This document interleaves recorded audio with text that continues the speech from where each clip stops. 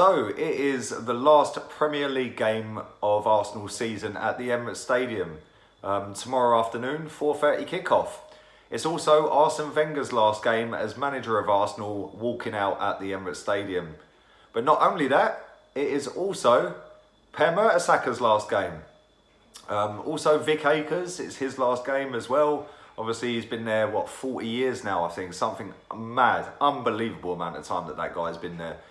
Founded the women's team as well back in the day, which went on to conquer everything, win absolutely every trophy going. So I think that Alex Scott as well, I think she's retiring or retired. So yeah, there's going to be a lot of faces there tomorrow that are on their last day or last home game, etc., etc. So personally, for me, I'm not going. I had a ticket for the game. I decided that I'm not going. I don't want to be hypocritical. I've seen that there's so much stuff that they're putting on tomorrow to celebrate the 22 years that Arsene's been there. There's a book in the armoury where you can go and write a message to him and he'll get given that book. Obviously, they're going to filter that. So yeah, good luck with that one, because I'm sure there'll be a few messages in there that are not nice. But it is what it is. Like I said, I'm not hypocritical. I'm not going to go and sit in the stadium and sing his name. I'm not going to wear the T-shirt that they're giving as a memento for the day. I think it says Mercy Arsene on the front of the T-shirt. Probably have a picture of Wenger on it as well. They're urging everyone who's going to the game to wear that T-shirt. So listen, for me, it is what it is. I've wanted him gone a long time now, and I've got my way. So I'm excited, I'm happy. I'm not going to go and fill myself with this love fest that is going to be tomorrow. But I'm not being disrespectful to him. That's why I'm not going. I just thought, no, I ain't going. I can't be asked with that. Let everyone who wants to go. So, listen, I ain't got nothing against anybody if they want to go and show their appreciation and sing his name and clap him and whatever. Yeah, that's cool. But that ain't for me. So I'm staying away for this one.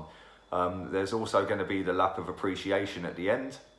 That could be quite embarrassing, seeing as we're sixth in the table. And yeah, there we go. There'll also be at half time, I think, on the big screen, I think they're going to be showing some of the best moments over the last 22 years. So yeah, it is what it is. It's done. It's his last home game. We've obviously got two more games after that. We've got two away games to Leicester and Huddersfield. I ain't going to them either. Huddersfield will be pretty much the same as the Emirates. It's going to be all about Arsene Wenger. Leicester, I was going to go to that. I've actually got a ticket for that game, but I ain't going. I can't be asked. Listen, Thursday night, I went all the way out to Madrid, as some of you know. For those that don't know, I was in Madrid. Had a great day, spent it with so many great people, met loads of people that I've never spoke to before, and had a brilliant day out in Madrid until we get to the ground. And that killed the season off for me, so there's nothing to play for. I don't care whether we finish 6th or 7th, to be honest with you.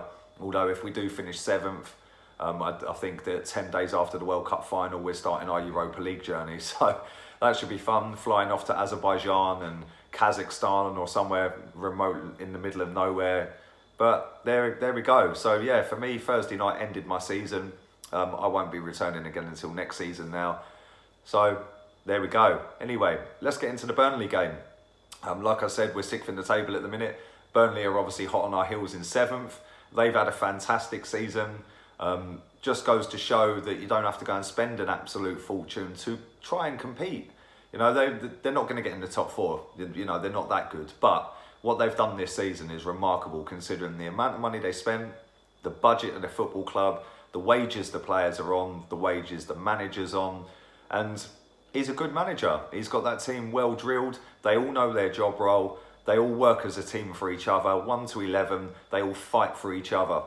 Hence why they're closing in on 6th spot. So we're going to have to be on top of our game on Sunday to even get anything out of it, because they're no mugs. They're physical. They'll bully you, but they can also play football as well. And if it's same old Arsenal, sideways, backwards, then it's going to probably peter out into a draw.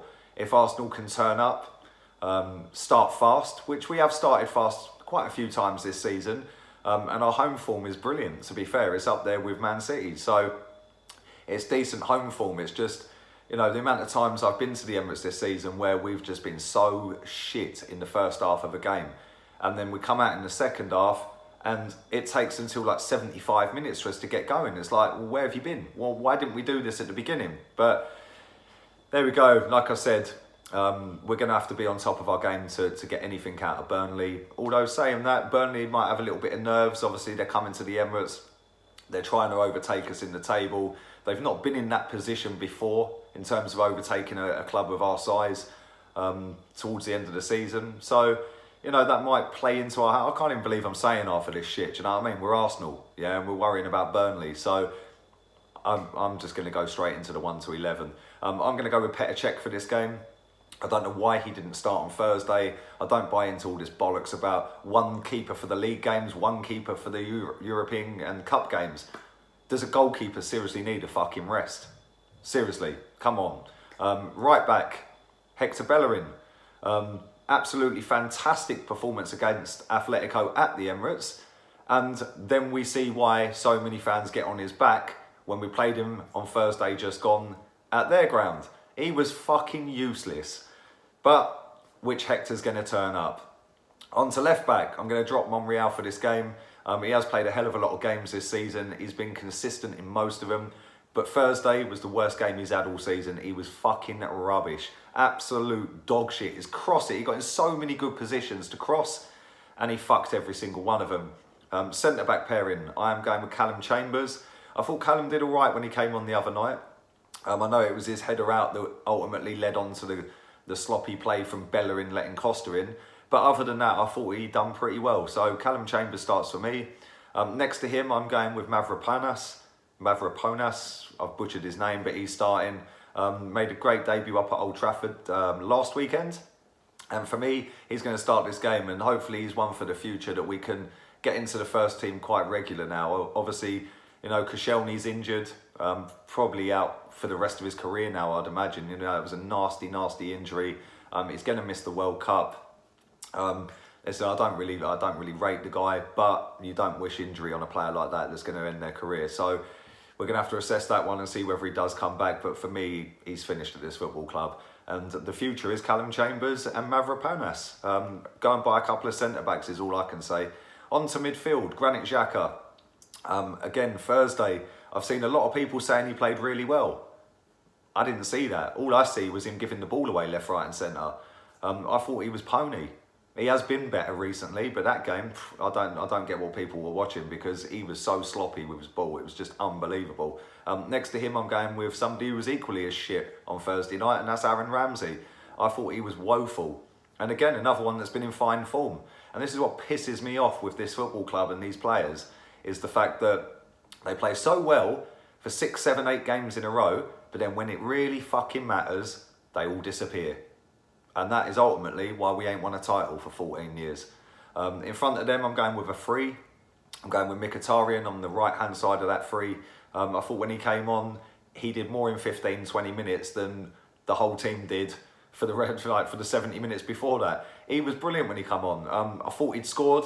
I was nearly crowd surfing, but it didn't go in and we all looked like dickheads because we all cheered because we thought it was him. But it is what it is. I'm really looking forward to seeing him next season, play a whole season with us. He's been impressive since he's come here. Left-hand side, I'm going with a Iwobi. Now, I know a lot of you are probably screaming that at your device as you're watching this, going, why the fuck are you picking a Iwobi? I'm picking a Iwobi because, for me, he should have come on against Atletico in the first leg. Before we conceded, you could see Welbeck was tired. You could see he'd run his arse off.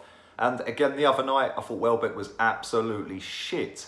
And I'm just looking at it thinking like, well, why hasn't Iwobi had these chances that Danny Welbeck's had? I know Welbeck's a bit more of a goal threat, but Iwobi's a decent player. He just needs to be managed properly, and hopefully we'll get to see that next season. Now, we move into the middle of that three, and here's the interesting one. Mr. Missing, 350 bags a week. My man's tweeting out, he had a sleepless night on Thursday. Really? You make 50 grand a day. You turn up when you want, you play when you want, you tell the manager you're not playing, and you're going on about sleepless night. Let me tell you something. I had a sleepless night because I left my house at fucking 4 a.m. on Thursday morning, and I got back in at 4:30 a.m. on Friday morning. And I see that gutless performance from you and all the others. And you're talking about sleepless night. Now, it's come out today that he didn't train today either. One of the youth team lads has tweeted out that Mesut Ozil wasn't in training today. Looks like he's having another day off. Looks like he probably won't be starting. I'm going to pick him because he owes us a fucking shift and a performance. But ultimately, it does look like Martin Keown was right about this guy. It looks like I was right about this guy. He's just a fucking lightweight taking the piss. But let's see, under a new manager, we might see the proper Mesut Ozil that we see from September to December when he was trying to get his new contract. Since he signed that, he's been shit. Let's be real. City, Tottenham, Atletico, he ain't really done anything, has he? Let's be honest. The first game against Atletico at home, yeah, granted, he was great. He was fantastic. But it's the away games. That's where you win these cups and these competitions, and that's where you elevate yourself up in the table, is the away games. You know, that's why we're sitting down in 6th, is because our away form is absolutely dog shit. Anyway, enough of him. Like I said, let's hope under a new manager we see the best of him, because we all know what he's capable of. The striker for this game, I'm going to drop Lacazette. Not because I think he had a shit game the other night. I don't think he got much service into the box. He was dropping out onto the wing, which ultimately meant he weren't ever going to fucking score a goal out on the wing. He was dropping back. He was running past midfielders to go and get the ball back against Atletico. Yes, whilst I love all of that, that ain't his job. His job is to stand and fucking score the goals and track and chase the centre-backs down. He shouldn't be having to run past Ozil, run past Jack and run past Ramsey to go and get the ball back. That's their job to do. But what do I know? I ain't paid 10 million quid a year to make these decisions. So I'm going to rest him for this game. I'm going to play Aubameyang. Again, he owes us a bit of a performance as well. I thought he was woeful up at Old Trafford last week. I know, again, he didn't really get much service, but come on, mate, you've got to put yourself about a bit more. But it is what it is. I see a tight game. I think we'll win. But on these milestones, on these events, on these special days, Arsenal normally flop. We all remember Wenger's 1000th game, the Chelsea 6-0. Are they going to flop tomorrow? You let me know in the comment section down below. I'm going with a score prediction for this game of Arsenal 2, Burnley 1. I'm going with Lacazette. No, I'm not, because I ain't started him. I'm going with Aubameyang first goal. And I think we will just about win it, which will secure 6th spot. Don't forget, follow my Instagram and my Twitter, LeeGunner82. Anyway, I'm out of here. Laters, peeps.